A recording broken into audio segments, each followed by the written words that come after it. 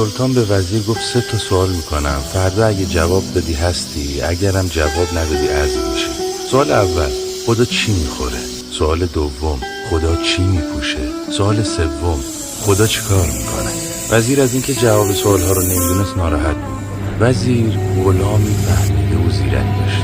غلام گفت هر 3 رو میدونم، اما 2 جواب اون رو الان بهت میگم، سومی رو فردا. اما خدا چی میخوره؟ خدا غم بنده هاشو میخوره، و اینکه چی میپوشه؟ خدا عیب بنده هاشو میپوشونه. اما پاسخ سومت رو اجازه بده فردا بگم.